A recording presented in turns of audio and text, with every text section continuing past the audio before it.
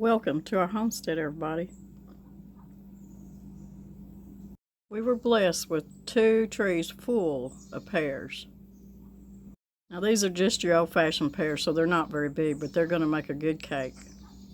So let's get started on our homemade upside-down pear cake.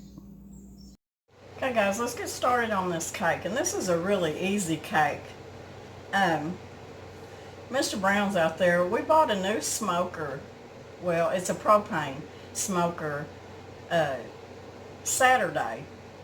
They had them on sale, so we've been wanting one, so we just went ahead and bought one with it being on sale. We got a pretty good deal on it. It's a Pit Boss, and I've never had one, so we're just, this is a learning phase for us. Now, we have a big, huge smoker that come out of Texas. My family built it for me, but we've not used it in years. It's sitting over on another farm, but that thing's huge. And we just need something smaller just for me and Mr. Brown. So right now what he's doing is they tell you before you use your smoker to season it. So that's what he's doing right now. He's put a little bit of wood chips in it and a little bit of water, and he's turned it on a certain temperature, and you're supposed to do that for about an hour and then turn it off before you cook in it the first time. So that's what he's doing right now. But I'm wanting to get this pear cake done today because I've had a lot of requests for it. Now, y'all seen in the intro that what I've got here are just, like I said, your old-fashioned pears that come off an old home place. So I can't tell you what kind they are, but they are good. So we're going to get started with,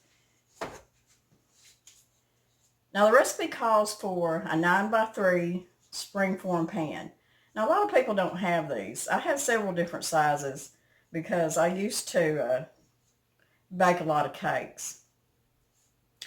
This is a 9x3, and I've got it greased, and I've got parchment paper on the bottom, and that's not necessary, just as long as you butter or grease the bottom really good. So what I'm going to do is I've got 4 tablespoons of butter, and I'm going to put it in my pan, and I'm going to stick it in a 325-degree oven, and I'm going to melt this butter. So that's your first step. So when we come back, we're going to finish the first step up, and then we'll get our dry ingredients together. We'll pour it in there and cook it, and it's going to be done about that fast.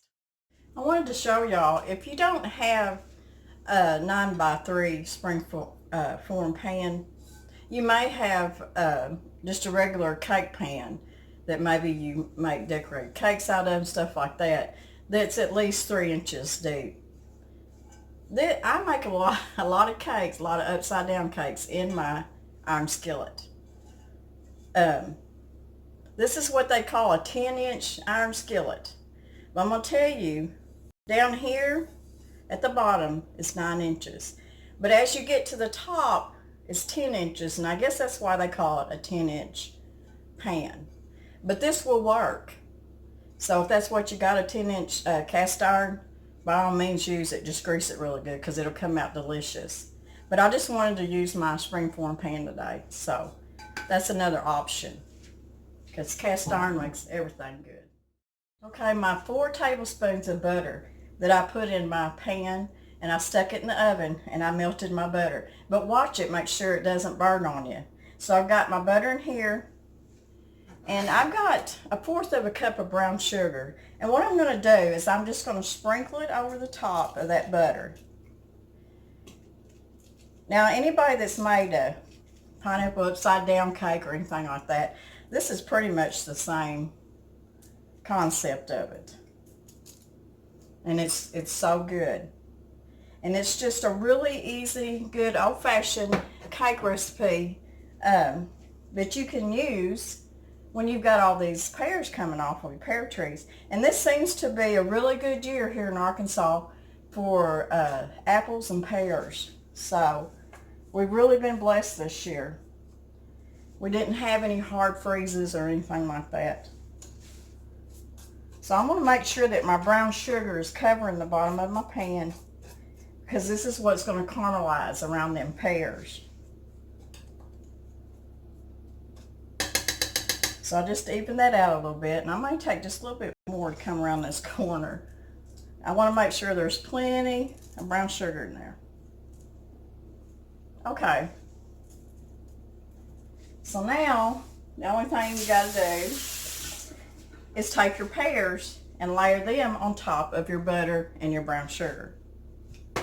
And your pears don't have to be just beautifully cut, all the same, you know, shape or whatever, because I guarantee you these old fashioned pears, they were so many different sizes that I just had to slice them up. But I do have them sliced in about half an inch thick is what it is. You don't want them any thinner than that because they're going to cook in the oven anywhere from 45 minutes to 50 minutes, and you don't want to mush. So what you do is you just layer your pears in there, just around your pan. Now I know some people that even chop up the pears, dice them up, and that's what you can do that too, and just layer it on top. Because sometimes when I have made a pineapple upside down cake, instead of just putting whole pineapples, I'll use crushed pineapples, and it's really good. Now you can do the same thing with apples. It's really good. And it's just getting that time of year where you just, I guess once you get closer to the fall of the year, you want them apple and pear recipes.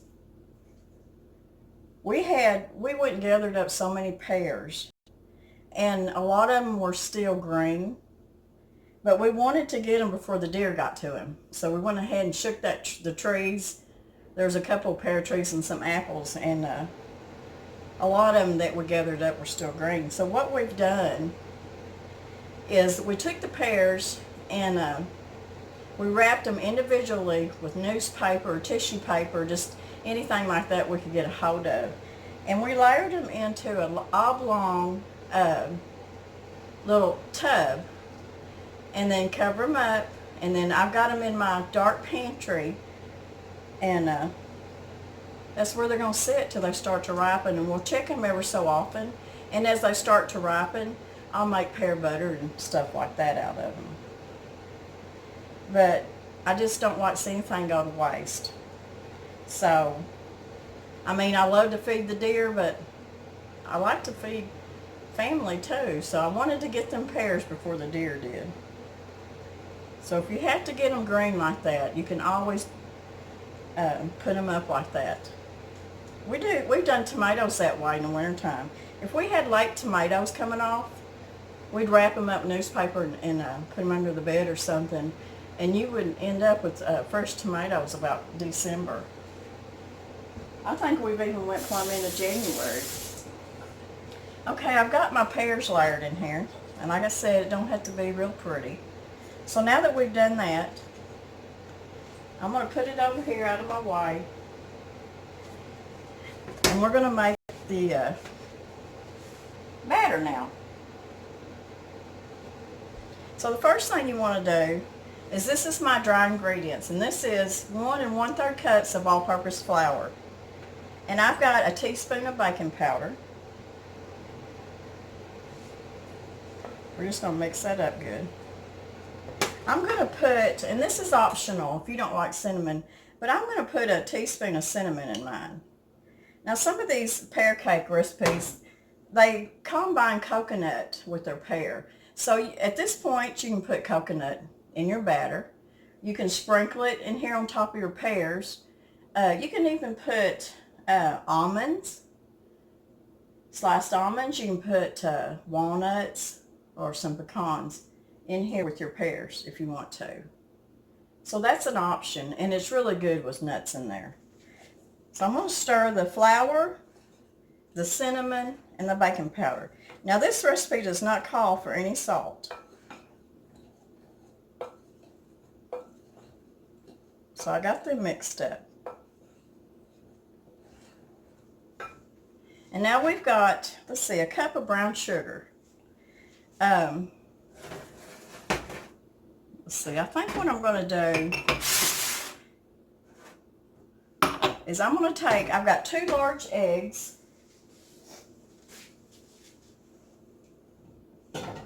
Let me find my bowl. I've got 2 large eggs. I've got a cup of brown sugar. I'm going to mix my cup of brown sugar, and I've got 6 tablespoons of melted butter. So I'm going to mix my melted butter and my brown sugar together first. Looks like I've got a piece of paper off my butter wrap in there. Okay, so I'm going to mix my brown sugar and my butter up. Y'all, I've had some people ask about my garden. Can we see your garden? I tell y'all right now, my garden doesn't look very good. Here in Arkansas, we've had some cooler weather, but it's going back really hot again. But my garden looks awful. The only thing that's coming off right now are pumpkin vines, and they're everywhere. And believe it or not, I've even got watermelons coming back. So I don't know how that's going to do. But I've got to get out there and start cleaning on my garden. I've got to get my pea vines pulled out of there and do a lot of cleanup in there, because it's not going to be long that I'm going to be in the greenhouse planting my lettuce and greens and stuff like that for the winter time. But we will get back out in the garden. Okay, I'm mixing up my brown sugar and my butter. And I've got 2 large eggs, and they're going to go in there with my sugar and butter. And we're just going to mix them up real good.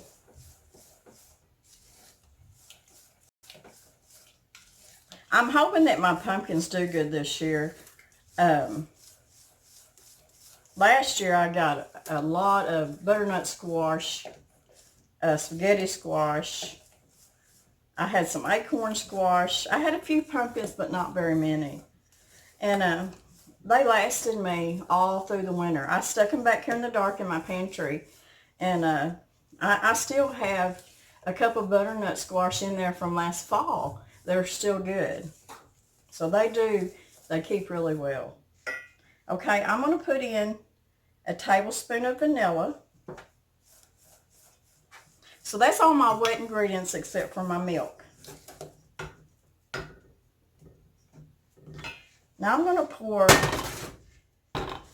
my wet ingredients in here with my dry.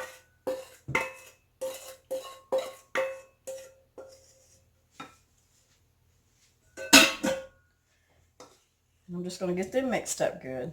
Now you can use a hand mixer with this if you want to. Make it a little bit faster. But I'm just going to use my hands and my wooden spoon, get it stirred up good. Now at this point, it's kind of dry, so I've got 1/4 of a cup of milk, whole milk, that I'm going to pour in there. And now my batter is going to come together. Now,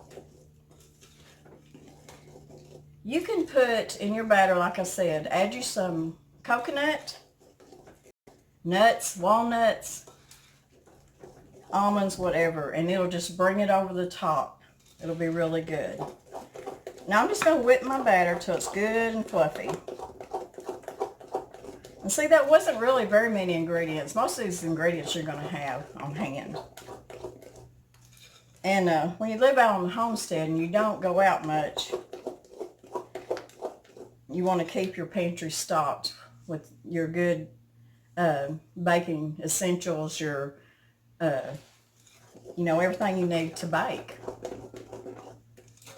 Your baking staples. That way you've always got it. You see how this looks? It's good and creamy. I whipped it up really good. You don't want to overmix it. That's for sure. I'm going to read this and make sure that I've got everything. Like I said, there's no salt. And I'm pretty sure I got it all. My oven's at 325. So I'm going to get my pan back over here. And we're going to pour the batter over the top. I can't begin to tell you how good this smells. It smells like fall. I guess because of the cinnamon. But you can put nutmeg in here. You can kind of make it your own. Just put whatever spices you like. You could even put a little bit of ginger, nutmeg, cloves. You don't want to overdo it, but you could do that and make a spice cake out of it. But I just put cinnamon in it. Okay, I'm going to get my rubber spatula out. Get the try to get it all out of here. We've got another hot day today. I think it's supposed to be in the 90s. Yeah. Now I'm going to spread this out good. And we're going to put this in the oven, 325. Now, like I tell you all the time, ovens vary. The recipe calls for 50 minutes. I'm going to check mine at 30 minutes, and I'm going to kind of turn it a little bit in the oven. And I'm going to say in my oven it's going to take about 45 minutes, but I'll check it and see. And I'll let you know how long it took. But I'm going to spread this batter out. I know this is going to be so good. It's been a long time since I've had a pear cake or any kind of upside down cake. And really and truly, as much as we like them, I don't know why I don't make them more. Okay. I'm just going to try to even this out, the batter out. I'm going to stick it in my oven.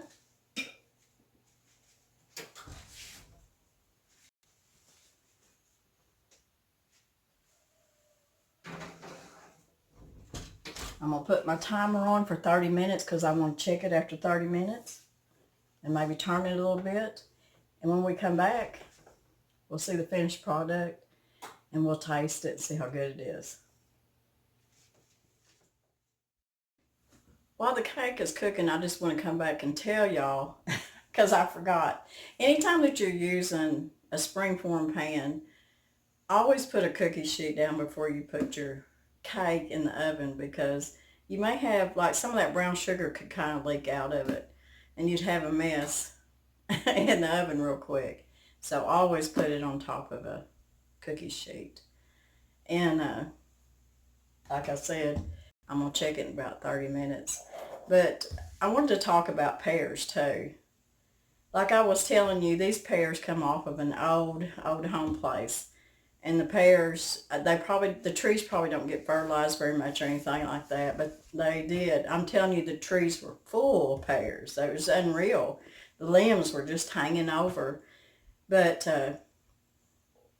you know, your really good pears are just so sweet and delicious. So, but the one thing you don't want to do is use canned pears, like from the grocery store, because by the time you got the cake done in 45-50 minutes, your pears will probably be mush if you use canned pears. So that's just a little tip. So I hope your cake turns out good.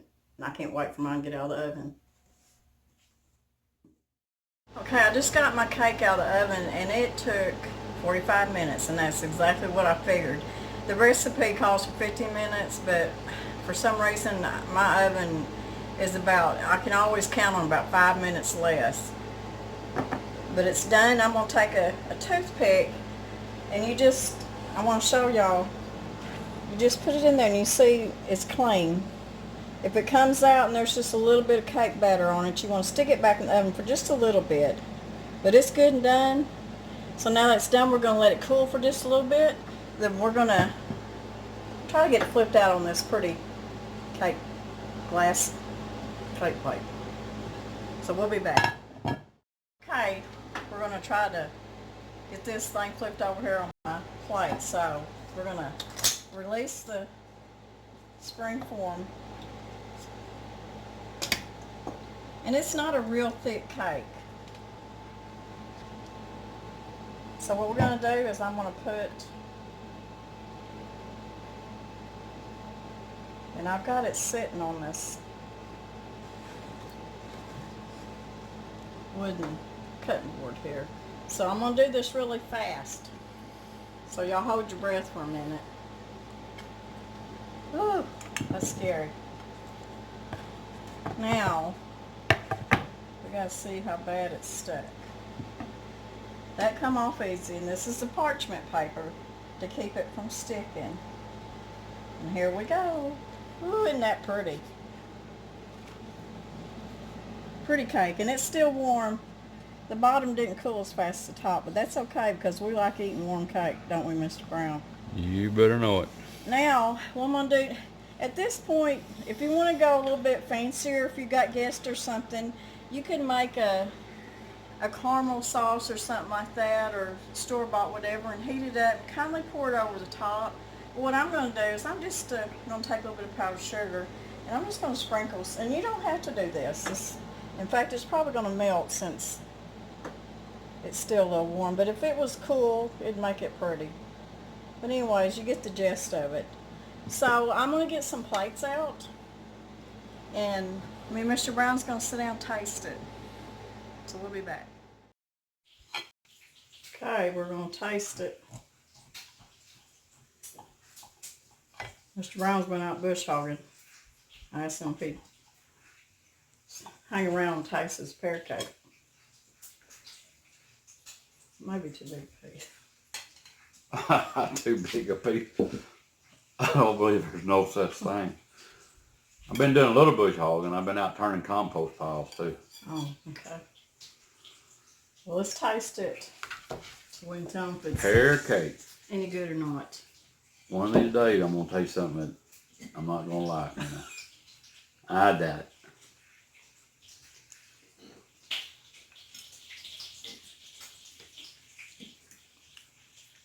That's good.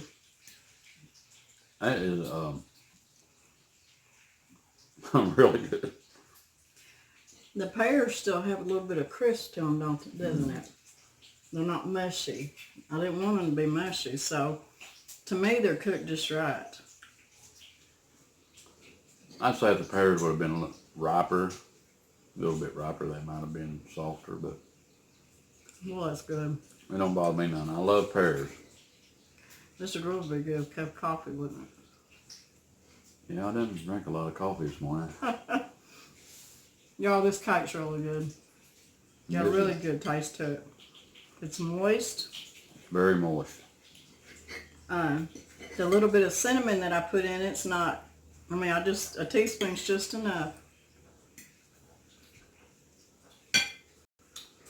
Delicious. Mm-hmm. What I think. Now I can't talk, my mouth's full. Good snack. So guys, I hope y'all like this recipe. It was easy and quick, and it's well worth it. So if you got a bunch of pears that's come off you need to do something with, this is a great recipe. So anyways, if you like it, please give us a thumbs up. If you haven't subscribed, please subscribe because it helps us out a lot. And y'all have a great week. We had 3 days off for Labor Day and we've really enjoyed it. So tonight for supper we're going to try our new smoker out, and we're going to try to smoke some fish and some pheasant breast. Both tonight, huh? Yeah.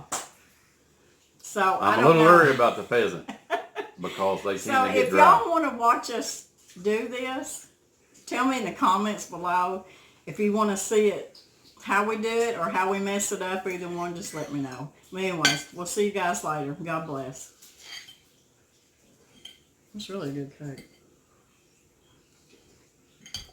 cake.